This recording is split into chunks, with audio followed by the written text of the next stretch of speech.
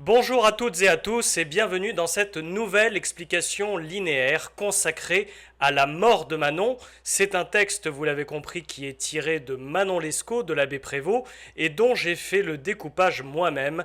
Vous trouverez le texte dans la description de la vidéo ci-dessous. Avant de commencer, je tenais à vous rappeler rapidement que je viens d'ouvrir ma nouvelle page internet au pluriel cours-particulier-français.com. N'hésitez pas à vous y rendre, vous y trouverez des ressources pour réviser le bac, ainsi que ma page de contact si vous avez des questions ou si vous souhaitez prendre un cours. Commençons tout de suite l'explication linéaire de la mort de Manon. Et comme toute explication linéaire, on va commencer par l'introduction avec la présentation du texte. Il s'agit de la fin du roman d'amour et d'aventure intitulé Histoire du chevalier Des-Grieux et de Manon Lescaut, rédigé par l'abbé Prévost en 1731. Le personnage éponyme, Manon, trouve ici la mort et par conséquent, le récit va bientôt s'achever. Des-Grieux et Manon ont affronté de nombreux obstacles tout au long du livre, comme vous le savez, mais leur histoire ne survivra pas à celui qui met en jeu Synelé, le neveu du gouverneur de Louisiane, qui veut épouser Manon. Des-Grieux le provoque en duel et le laisse pour mort. Les amants s'enfuient et se retrouvent dans une vaste plaine désertique. Nous allons procéder à la lecture du texte. Nous avions passé tranquillement une partie de la nuit. Je croyais ma chère maîtresse endormie, et je n'osais pousser le moindre souffle dans la crainte de troubler son sommeil. Je m'aperçus dès le point du jour, en touchant ses mains, qu'elle les avait froides et tremblantes. Je les approchai de mon sein pour les échauffer. Elle sentit ce mouvement, et faisant un effort pour saisir les miennes, elle me dit d'une voix faible qu'elle se croyait à sa dernière heure. Je ne pris d'abord ces paroles que pour une expression ordinaire dans l'infortune, et je n'y répondis que par les tendres consolations que l'amour inspire. Mais ses soupirs fréquents, son silence à mes interrogations, le serrement de ses mains dans lesquelles elle continuait de tenir les miennes, me firent connaître que la fin de ses malheurs approchait. N'exigez point de moi que je vous décrive mes sentiments, ni que je vous rapporte ces dernières expressions. Je la perdis, je reçus d'elle des marques d'amour au moment même qu'elle expirait. C'est tout ce que j'ai la force de vous apprendre de ce fatal et déplorable événement. Mon âme ne suivit pas la sienne. Le ciel ne me trouva point sans doute assez rigoureusement puni. Il a voulu que j'aie traîné depuis une vie languissante et misérable. Je renonce volontairement à en mener jamais une plus heureuse. Je demeurai plus de 24 heures, la bouche attachée sur le visage et sur les mains de ma chère Manon. Mon dessein était d'y mourir, mais je fis réflexion, au commencement du second jour, que son corps serait exposé, après mon trépas, à devenir la pâture des bêtes sauvages. Je formai la résolution de l'enterrer et d'attendre la mort sur sa fosse. J'étais déjà si proche de ma fin, par l'affaiblissement que le jeûne et la douleur m'avaient causé, que j'eus besoin de quantité d'efforts pour me tenir debout. Je fus obligé de recourir aux liqueurs que j'avais apportées. Elles me rendirent autant de force qu'il en fallait pour le triste office que j'allais exécuter. Il ne m'était pas difficile d'ouvrir la terre dans le lieu où je me trouvais. C'était une campagne couverte de sable. Je rompis mon épée pour m'en servir à creuser, mais j'en tirai moins de secours que de mes mains. La problématique que nous souhaitons proposer est: dans quelle mesure ce texte cherche-t-il à édifier le lecteur? Édifier est un terme d'analyse littéraire très intéressant qui signifie porter à la vertu, inspirer le bien moralement. Les mouvements sont les suivants. Premier mouvement de nous avions passé tranquillement jusqu'à déplorable événement. Il s'agit du récit de la mort de Manon. Second mouvement, de mon âme ne suivit pas la sienne jusqu'à la fin du texte. Il s'agit des états d'âme de Des-Grieux et la suite du récit. Commençons l'explication linéaire. Nous avions passé tranquillement une partie de la nuit. Notez l'emploi du pronom personnel nous. les deux héros, pardon. Décidément, aujourd'hui, les liaisons, il faut y faire attention, hein, petite parenthèse, le jour de l'oral, faites attention, il y a des liaisons qui sont obligatoires, vous le savez, et des liaisons qui sont interdites. Une troisième catégorie comprend des liaisons facultatives. On dit donc les deux héros éponymes, seuls, fuient la colonie après le duel entre Des-Grieux et le neveu du gouverneur. Les amants sont réunis, mais ce bonheur d'être ensemble ne va pas durer longtemps. L'adverbe tranquillement s'oppose à la tragédie qui va suivre. Notez le marqueur temporel une partie de la nuit, car le moment de la journée a son importance dans cette scène. Je croyais ma chère maîtresse endormie et je n'osais pousser le moindre souffle dans la crainte de troubler son sommeil. Utilisation de l'imparfait de l'indicatif, qui est un temps du récit et qui supporte ici des actions qui durent dans le passé, comme d'habitude. Des-Grieux est le narrateur. Notez la présence de la première personne du singulier, le récit est raconté en focalisation interne, et notez aussi l'adjectif hypocoristique, cher, qui souligne la vivacité de son amour pour Manon. Pour rappel, hypocoristique signifie affectueux. Il s'agit d'un modalisateur. Par ailleurs, l'auteur montre qu'il fait toujours preuve d'une grande attention envers Manon. Je n'osais pousser le moindre souffle dans la crainte de troubler son sommeil. Voilà, cette expression montre que Des-Grieux est toujours attentionné envers sa maîtresse, et cela le rend touchant. Je m'aperçus dès le point du jour, en touchant ses mains, qu'elle les avait froides et tremblantes. Vous pouvez noter ici la présence du deuxième temps du récit, qui est le passé simple, avec m'aperçus. Il décrit plutôt une action courte. Notez un nouveau marqueur temporel dès le point du jour. Alors il faut garder à l'esprit que la scène se déroule à l'aube. Je vais y revenir dans un instant. On retrouve ici sinon l'évocation d'un sens, le toucher. Par exemple dans les expressions en touchant ses mains ou encore froide et tremblante. Revenons sur l'aube. La temporalité, qui est donc l'aube, et la situation des deux amants. On rappelle qu'ils viennent de passer la nuit dans une plaine désertique. Et donc, ce sont des conditions très difficiles. Ces deux éléments laissent penser que l'état de Manon est normal. En tout cas, c'est ce que croit Des-Grieux. Cela va renforcer l'aspect tragique du texte. Je les approchai de mon sein pour les échauffer. Alors Des-Grieux ici continue à prodiguer des soins attentionnés envers sa maîtresse. Notez l'antithèse entre froide et échauffée. Le sein, par ailleurs, c'est-à-dire la poitrine, revêt ici une dimension symbolique, puisque le sein protège le cœur, qui est le siège des sentiments. Elle sentit ce mouvement, et faisant un effort pour saisir les miennes, elle me dit d'une voix faible qu'elle se croyait à sa dernière heure. Alors ici, on retrouve encore l'évocation de ce sens, qui est le toucher, avec « elle sentit »,« saisir », mais il apparaît aussi un autre sens, c'est l'ouïe. Notez une voix faible. Alors pourquoi le déploiement de ces sensations ?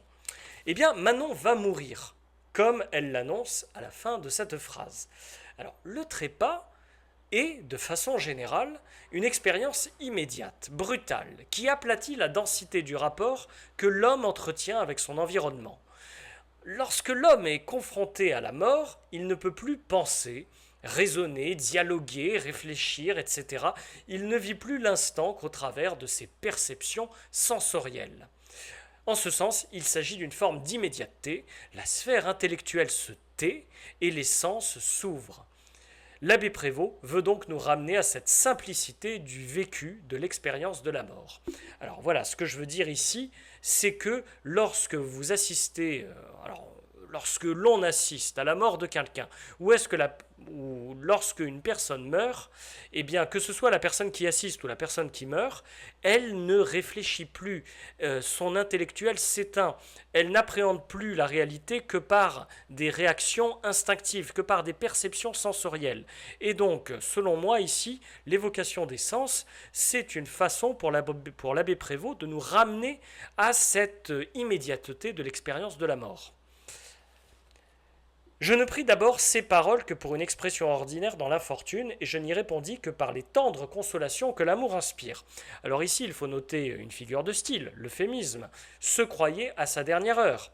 Notez aussi que le registre tragique s'invite dans le texte. Le personnage éponyme se trouve sur le point de mourir. On l'a dit dans l'introduction. Desgrieux ne croit pas Manon dans un premier temps. Ce décalage entre le réel et la perception du réel du narrateur renforce l'horreur de la situation. Et oui, il faut voir la négation restrictive ne que dans l'expression je n'y répondis que, etc. On retrouve par ailleurs un terme qui est propre à la tragédie, c'est l'infortune. C'est un mot qui appartient au niveau de langue soutenu et qui vraiment est un terme que l'on retrouve dans les tragédies classiques. De nouveau, il y a aussi un modalisateur avec tendre qui souligne, encore une fois, l'amour de Desgrieux pour Manon. Il faut vous reporter également au substantif amour qui se trouve à la fin de cette phrase. Mais ses soupirs fréquents, son silence à mes interrogations, le serrement de ses mains dans lesquelles elle continuait de tenir les miennes, me firent connaître que la fin de ses malheurs approchait. Alors ici, la phrase commence par la conjonction de coordination mais qui traduit une opposition. Le décalage que l'on a évoqué tout à l'heure entre le réel et la perception du réel, le réel et la perception du réel par Desgrieux, il va ici s'effondrer pour laisser place à la terrible réalité. On trouve une énumération, et oui, une énumération qui est déployée sur un rythme ternaire. Ses soupirs fréquents, son silence à mes interrogations, le serrement de ses mains dans lesquelles elle continuait de tenir les miennes.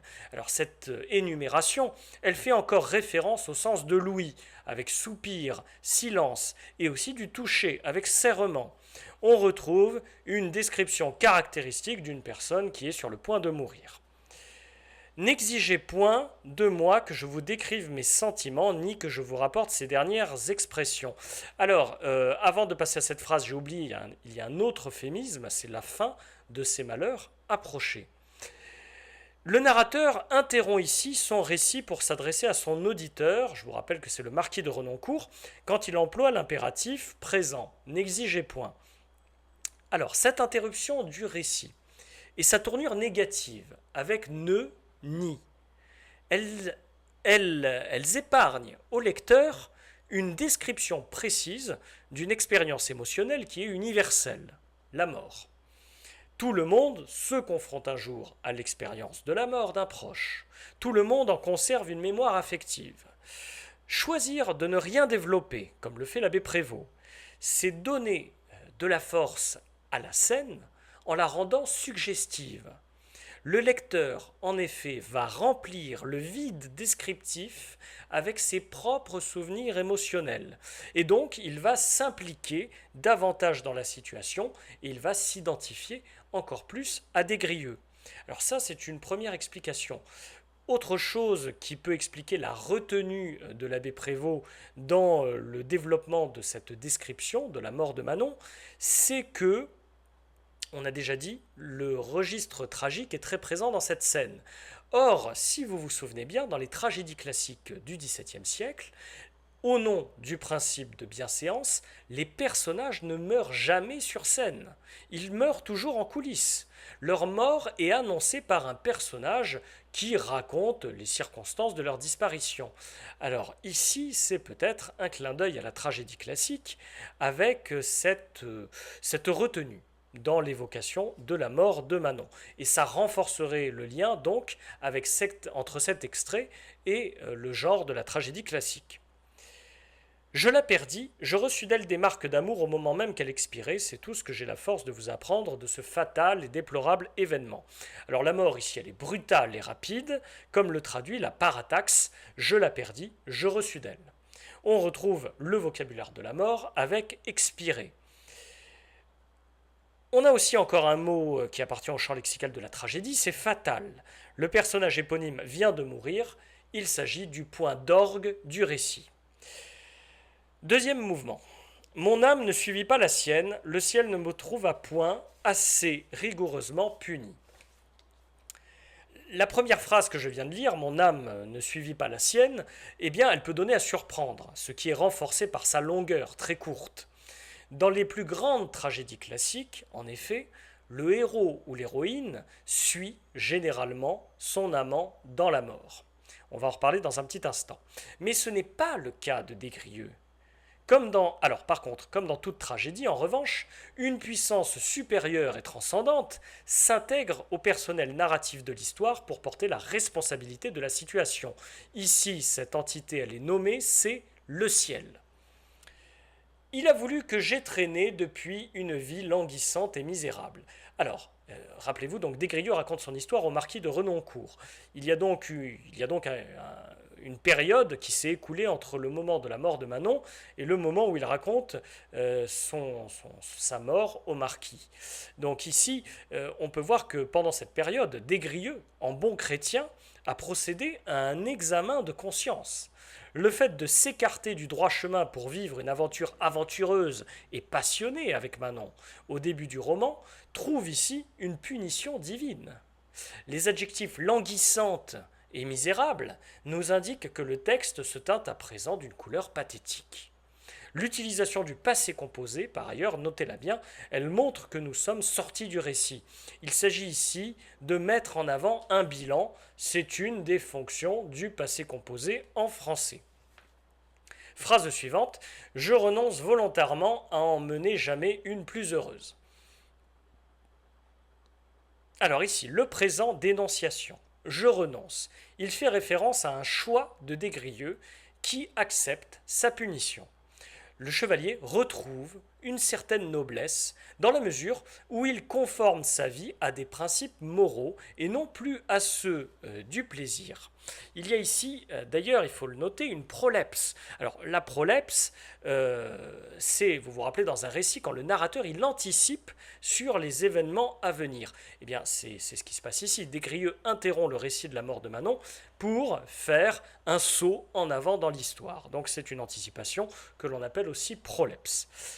Je demeurai plus de 24 heures, la bouche attachée sur le visage et sur les mains de ma chère Manon. Alors là, maintenant, en revanche, on a un retour au récit. Le tableau, il est à la fois tragique et pathétique. Alors je parle de tableau parce que la phrase, elle est descriptive ici. Des Grieux ne parvient pas à accepter la mort de l'être aimé. Vous pouvez noter la présence du verbe mourir. Mais pourtant, cette mort, elle va être... pardon, alors j'ai fait un petit saut, excusez-moi. Des Grieux, je disais, ne parvient pas à accepter la mort de sa maîtresse. L'expression « ma chère Manon » fait écho à « ma chère maîtresse » au début du texte. Phrase suivante. Mon dessein était d'y mourir, mais je fis réflexion, au commencement du second jour, que son corps serait exposé, après mon trépas, à devenir la pâture des bêtes sauvages. Alors, l'intention de Des Grieux, ici, elle est propre au héros tragique. Il veut suivre dans la mort l'être aimé. Alors, je vous renvoie au verbe mourir.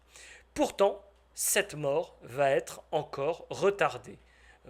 Notez l'expression « je fis réflexion ». Il faut se rappeler que dans les tragédies classiques, alors il est vrai que la mort de l'amant n'est pas systématique. Dans Britannicus, par exemple, Junie rentre dans l'ordre des Vestales après la mort du personnage éponyme, qui était son amant, Britannicus. Et si on prend aussi l'exemple de Phèdre, Thésée adopte Aricie, qui aimait Hippolyte. Il n'en reste pas moins que les grands modèles tragiques trouvent toute leur force dans une disparition conjointe des amants. Si vous prenez par exemple Andromaque, Hermione se suicide sur le corps de Pyrrhus. Ou si on prend le récit mythologique de Pyrame et Thisbé, eh bien Pyrame croit que Pyrame croit que la femme qu'il aime est morte, il croit que Thisbé est morte, il se suicide. Thisbé découvre son cadavre, elle se suicide à son tour. On peut encore citer l'exemple de Roméo et Juliette. Roméo se tue sur la tombe de Juliette. Alors, bien que les motivations de Des Grieux soient légitimes ici, pourquoi il ne veut pas se tuer? Il veut empêcher que le corps de Manon devienne la pâture des bêtes sauvages. Et bien que ces motivations soient légitimes, la dimension tragique se trouve atténuée par cette absence de suicide immédiat. Il a une épée, mais il ne s'en sert pas. Il se laissera toutefois mourir, alors il faut quand même le remarquer, on va en reparler, mais il se laissera toutefois mourir jusqu'à ce que des hommes de la colonie partis à sa recherche le retrouvent. Alors pourquoi Des-Grieux ne meurt pas? Eh bien la raison relève de la vraisemblance. Si Des-Grieux n'avait pas survécu, il n'aurait pas pu raconter son histoire au marquis de Renoncourt. Voilà pourquoi il ne se tue pas. Alors, je formais la résolution de l'enterrer et d'attendre la mort sur sa fosse. Alors, la mort sur la tombe, ça rappelle encore une fois le cas de Roméo et Juliette. Relevez le champ lexical de la mort qui continue d'être présent ici, avec mort et fosse. J'étais déjà si proche de ma fin, par l'affaiblissement que le jeûne et la douleur m'avaient causé, que j'eus besoin de quantité d'efforts pour me tenir debout. Alors ici, la narration se poursuit, notez l'étang du récit, l'imparfait, le passé simple, le plus que parfait, et la mort de Des-Grieux, ici, elle semble venir, et pourtant elle ne vient pas. Hein, comme on vient de le dire, il ne se tue pas. Je fus obligé de recourir aux liqueurs que j'avais apportées. Elles me rendirent autant de force qu'il en fallait pour le triste office que j'allais exécuter. Alors, l'abbé Prévost recourt encore une fois à des explications rationnelles pour conserver son personnage en vie. Les liqueurs lui permettent de trouver de nouvelles forces.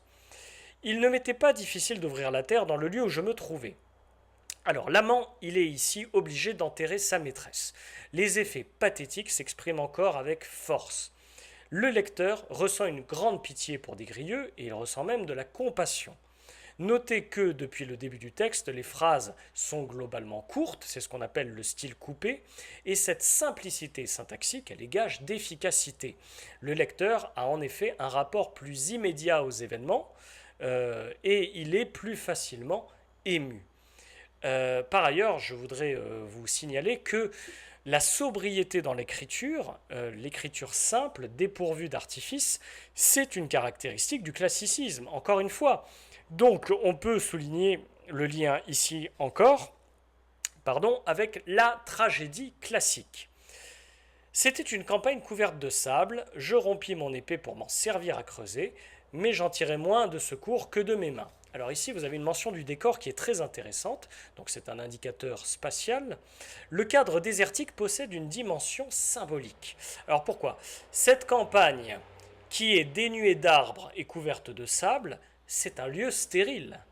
Il renvoie au désespoir, à l'absence de vie, à l'absence d'aide, à l'absence de présence humaine.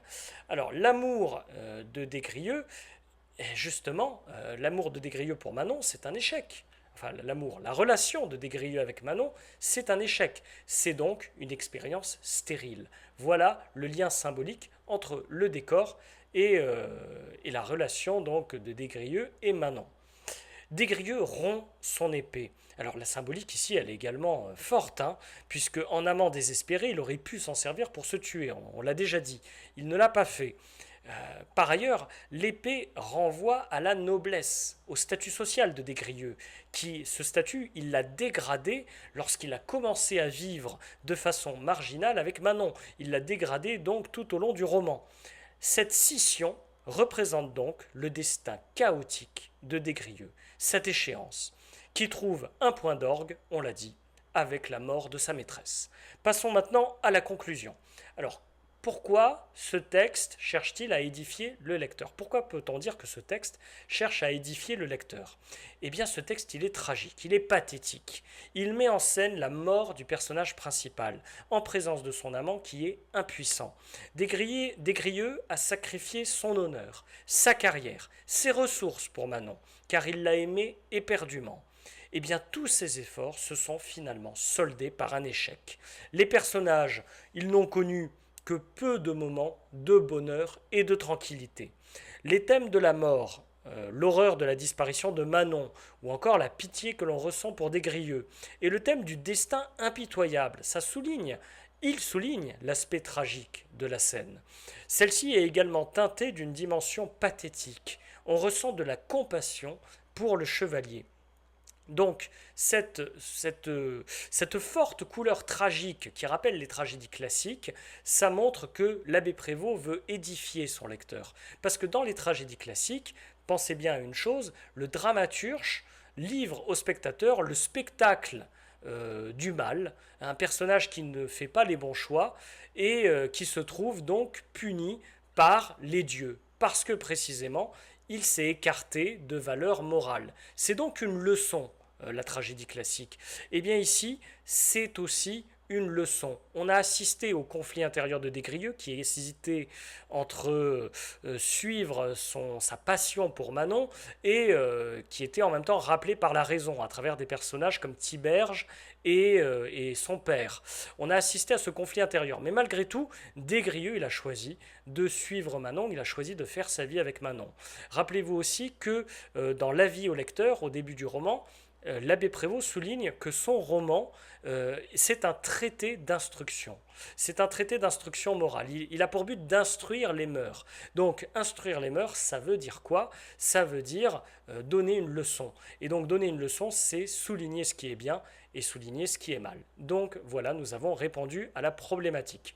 J'espère que cette explication linéaire a été très claire. Je vous dis à bientôt pour un prochain texte.